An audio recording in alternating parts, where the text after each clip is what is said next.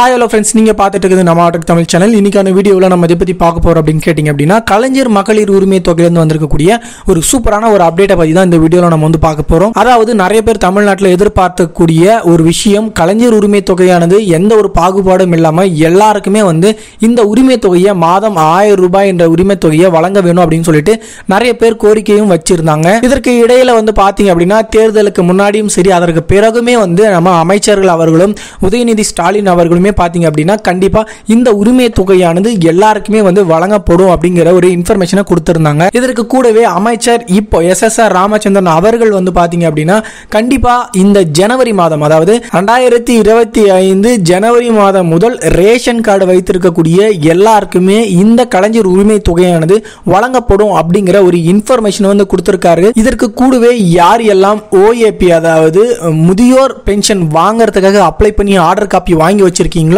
அவங்களுக்கு இந்த அமௌண்ட்டை கண்டிப்பா தொகையை வந்து செலுத்தப்படும் அப்படின்னு வந்து சொல்லியிருக்காங்க. இதற்கு ஒரு முக்கியமான விஷயத்தை வந்து நம்ம என்ன பார்க்குறோம் அப்படின்னு கேட்டிங்க அப்படின்னா, நிறைய பேர் ரேஷன் கார்டுக்கு நியூவா வந்து அப்ளை வந்து பண்ணியிருந்தீங்க, இருந்தாலும் இன்னும் நிறைய பேருக்கு வந்து கிடைக்காம இருக்கு. இந்த ப்ராசஸ்லாம் வந்து ஆரம்பிச்சுட்டாங்க. தொடர்ச்சியாக இப்போ ரேஷன் கார்டு பார்த்தீங்க அப்படின்னா வழங்கிட்டு தான் வராங்க.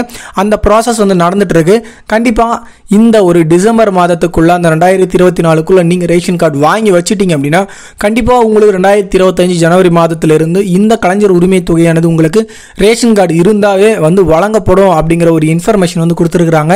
இதற்கு இடையில நிறைய பேருக்கு வந்து இந்த கலைஞர் உரிமை தொகையில நிறைய வந்து டவுட்ஸ் வந்து இருக்கு. அதாவது ஒரு சிலவங்களுக்கு 2 மாதம் 3 மாதம் வராம வந்து பணம் வராம வந்து இருக்குது. அவங்களாம் என்ன பண்றது?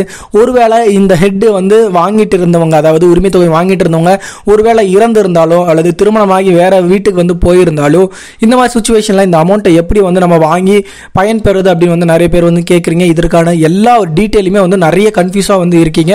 கண்டிப்பாக இதற்கான டீட்டெயில்ஸை கூடிய விரைவில் இந்த நம்ம தமிழக அரசு வந்து பார்த்தீங்கன்னா இதற்கான அறிவிப்பை வந்து வெளியிடுவாங்க. அப்படி உங்களுக்கு ஒருவேளை டவுட்ஸ் ஏதாச்சும் வந்து இருக்குது அப்படின்னா கண்டிப்பாக உங்களுக்கான வெப்சைட் வந்து கொடுத்துருக்காங்க. அது வந்து கலைஞர் உரிமை தொகை அப்படின்னு சொல்லிட்டு KMUTன்னு சொல்லிட்டு வெப்சைட் வந்திருக்கு. அந்த வெப்சைட் மூலிமா நீங்கள் அதாவது உங்களுக்கு தொகையானது வந்திருக்கா இல்லையா அப்படின்னு நீங்கள் செக் வந்து பண்ணிக்கலாம். ஒருவேளை இந்த அமௌண்ட் வந்து இதில் உங்களுக்கு தொடர்ச்சியாக வந்துட்டு இருக்கு, ஆனால் எனக்கு அமௌண்ட் வரல அப்படின்னு நிறைய பேர் வந்து சொல்லுவீங்க. இதனால வந்து என்ன ஒரு டவுட்ஸ் வந்து இருக்குன்னா, நீங்கள் எந்த பேங்க் ஆதாரில் லிங்க் ஆகியிருக்கோ அதை செக் பண்ணி அந்த பேங்க்ல வந்து அமௌண்ட்டை செக் வந்து பண்ணி பாருங்க. கண்டிப்பாக இதில் வந்து அப்ரூவல் ஆகி உங்களுக்கு அமௌண்ட் வந்திருக்கு அப்படின்னும் போது பேங்க்குக்கு நீங்கள் வேற பேங்க்ல இருந்து செக் பண்ணீங்கன்னா வராமல் போகிறதுக்கு வாய்ப்பு இருக்கு. ஸோ அதனால ஆதாரில் என்ன பேங்க் லிங்க் ஆகிருக்கும் அந்த பேங்க்ல வந்து செக் பண்ணீங்கன்னா அமௌண்ட் கண்டிப்பாக வந்து இருக்கும். அதனால எந்த ஒரு மாற்று கருத்துமே கிடையாது. இதில் இந்த வெப்சைட்ல நீங்கள் ஓப்பன் பண்ணீங்க அப்படின்னா இதில் உங்களுக்கு உங்கள் விண்ணப்பத்தின் நிலையை அறியணும் அப்படின்னு சொல்லிட்டு ஒரு ஆப்ஷன் இருக்கும். இதில் பொதுமக்கள் உள்நுழைவுன்னு இருக்கும். இதையும் நீங்கள் கிளிக் பண்ணி உங்களுடைய டீட்டெயில்ஸ், அதாவது ஆதார் நம்பர் கொடுத்து OTP வந்து போட்டிங்க அப்படின்னா உங்களுக்கான ஸ்டேட்டஸை வந்து நம்ம செக் வந்து பண்ணிக்க முடியும். சமீபத்தில் ஒரு சிலவங்களுக்கு ஒரு எலிஜிபிலிட்டி இல்லைன்னு சொல்லிட்டு இந்த பணமானது நிறுத்தப்பட்டிருந்தது. அதற்கான ரீசனையுமே இந்த பேஜில் வந்து கொடுத்துருப்பாங்க. அதை தெளிவாக வந்து பார்த்து தெரிஞ்சுக்குங்க. நிறைய பேர் கேட்கக்கூடியது, இந்த ரேஷன் கார்டுக்கே நான் அப்ளை பண்ணி எனக்கு 1 வருடத்துக்கு மேலே ஆகுது, இனிமேல் வராமல் இருக்குது அப்படின்னு சொல்கிறவங்களுக்கும் இப்போ சமீபத்தில் இந்த ஒரு ரேஷன் கார்டை வழங்குறதுக்கான ஆணையம் பிறப்பிச்சிருந்தாங்க. தொடர்ச்சியாக இந்த ஸ்டெப் பை ஸ்டெப்பாக உங்களுக்கு போய்கிட்டு இருக்கு.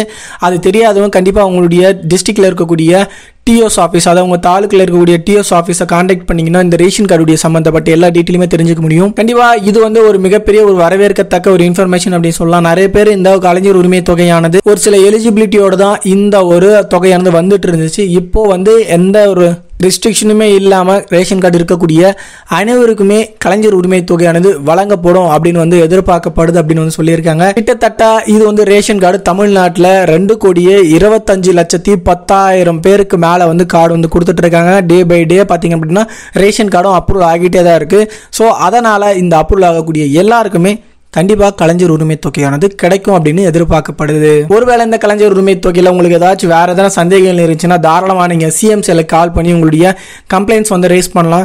இந்த CM செல் நம்பர் பார்த்தீங்கன்னா 1100 நம்பருக்கு கால் பண்ணிங்கன்னா உங்களுடைய டீட்டெயில் எல்லாமே வந்து நீங்கள் சொன்னீங்க அப்படின்னா அது என்ன கண்டிஷனில் இருக்குது, என்ன ஸ்டேட்டஸில் இருக்குது, எதனால் உங்களுக்கு வந்து இந்த ப்ராப்ளம்லாம் இருக்குது, வருமா இல்லையா அப்படிங்கிறதையும் டீட்டெயிலை வந்து சொல்லுவாங்க. ஸோ மறக்காமல் இந்த இன்ஃபர்மேஷன்ஸை உங்கள் ஃப்ரெண்ட்ஸுக்கு வந்து ஷேர் பண்ணிக்கோங்க. ஸோ தேங்க்ஸ் ஃபார் வாட்சிங்.